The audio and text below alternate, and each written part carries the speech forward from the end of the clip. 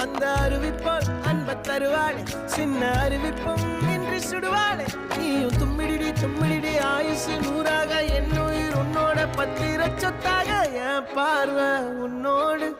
உன் பொம்மை கண்ணோடு பேசாமல் விண்ணோடு நாம் மிதந்து போவோம் காதாரா அடியார்